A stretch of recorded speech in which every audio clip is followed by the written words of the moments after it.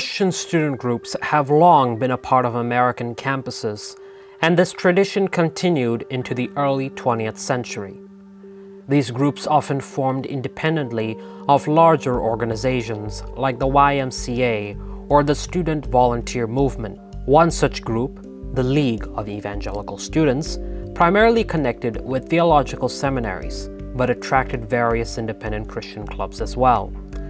In 1928, Howard Guinness played a significant role in these developments. He participated in a meeting of the League of Evangelical Students in Chicago and also established a group at the University of Washington in Seattle during his tour of Canada. His activities contributed to the momentum for establishing InterVarsity Christian Fellowship in America. However, despite an invitation from Dr. Howard Kelly of Baltimore to tour the U.S., Guinness declined, possibly due to a common British wariness of American culture at the time. By the mid-1930s, word was spreading about the successful Christian movements in Canada. At the same time, there was growing dissatisfaction with the League of Evangelical Students, which seemed to offer little to Christian groups at secular colleges and universities. This discontent came to a head at the 1936 Elias Conference, where Charles Troutman represented non-theological students, advocating for more straightforward support in nurturing their devotional and evangelistic pursuits. The League, however, dismissed these appeals, considering them a diversion from their main focus. But these ignored requests did not go unnoticed. They were brought to the attention of a man who was present at the conference as an observer. His engagement would soon become pivotal in shaping the future of student Christian movements in North America. His name was Woods, Stacey Woods.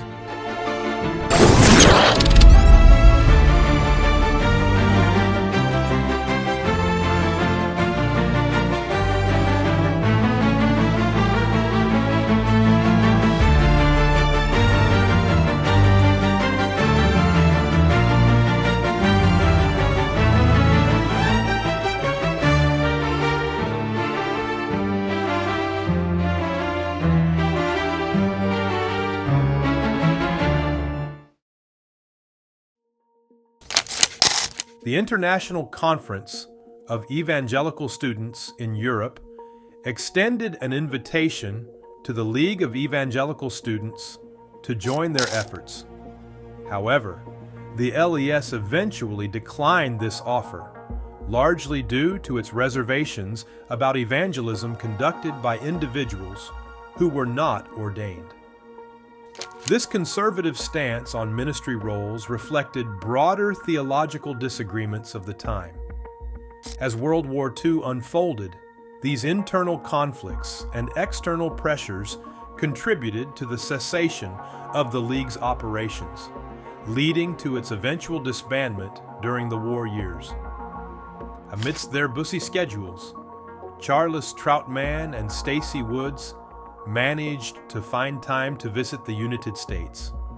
By 1938, their efforts had led to the establishment of InterVarsity Christian Fellowship groups at the University of Michigan, the University of Washington, and 3 other colleges.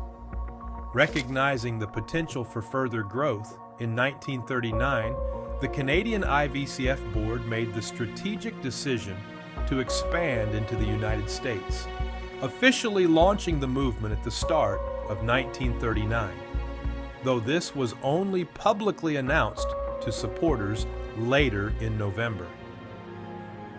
The outbreak of World War II posed challenges, yet paradoxically helped propel the IVCF's expansion in the U.S. Charles Troutman's military service led him to Australia, where he later became General Secretary, further internationalizing the movement's influence. Remarkably, it was during the war that IVCF truly flourished in the United States.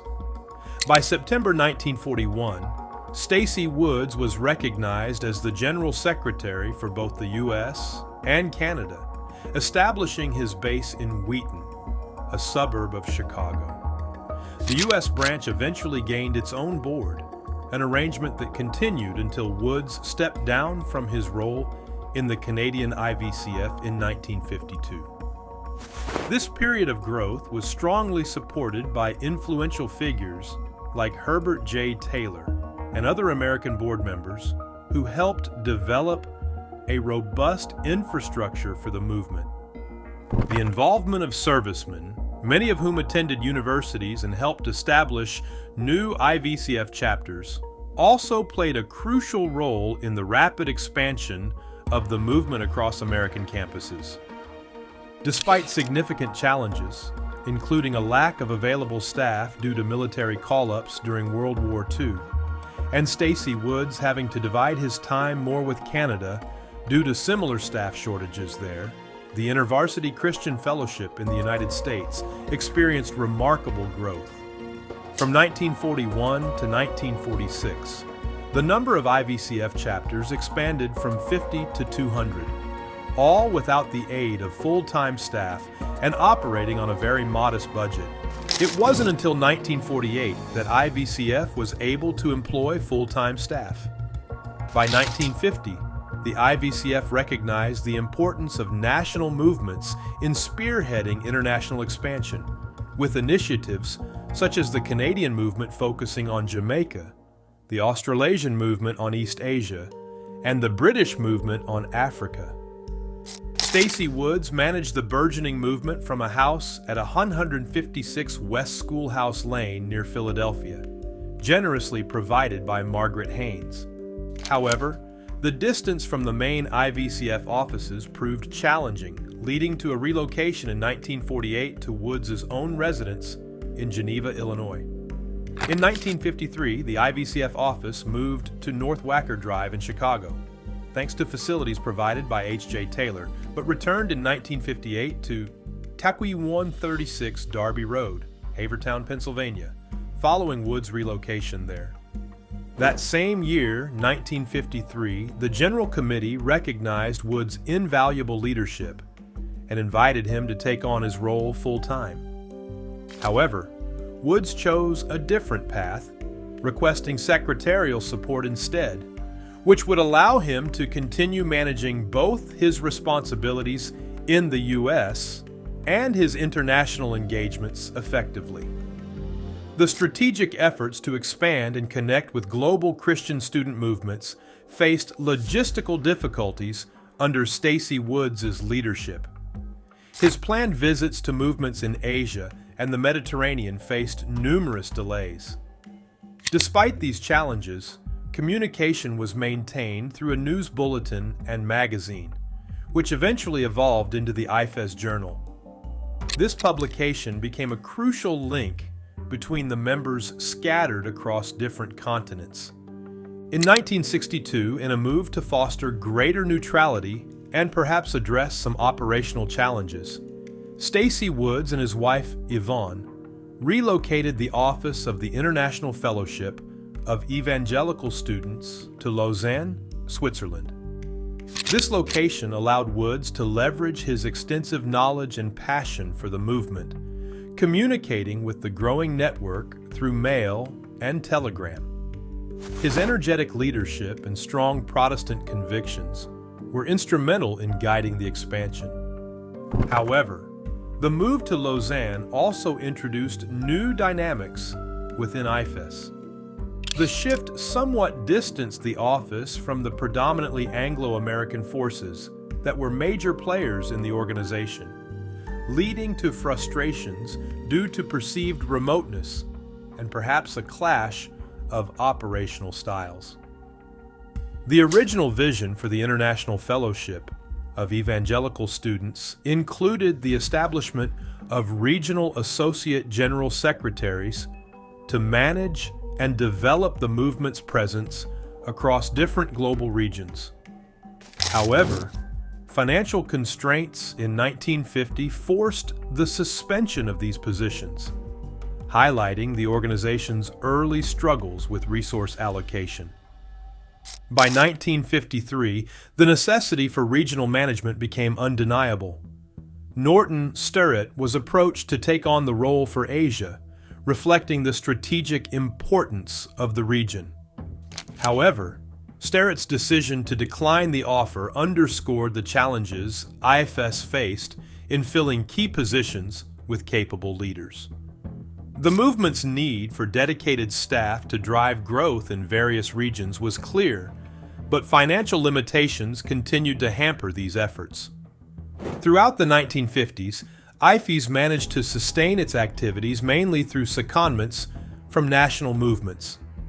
David Adeney's appointment in 1956 to lead IFES ministries in Asia marked a significant turning point for the organization, even though he did not officially carry the title of Associate General Secretary until 1959. This delay in formalizing the title reflects the ongoing challenges IFES faced in structuring its international operations. Similarly, Dr. John White played an important role in Latin America, effectively serving as the regional leader from 1959 until 1964, but he was only formally recognized with the title in his final year.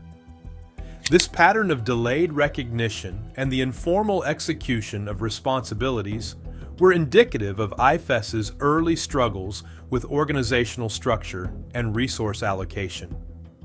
The search for Adeney's successor in 1967 finally prompted a formal definition of the role of Associate General Secretary.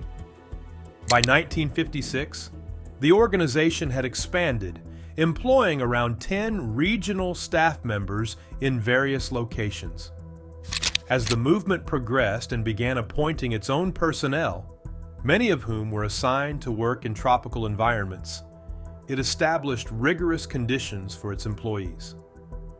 In 1960, the executive chose to acknowledge a group of missionaries as associate workers, although they opted not to formalize the role of supportive university staff.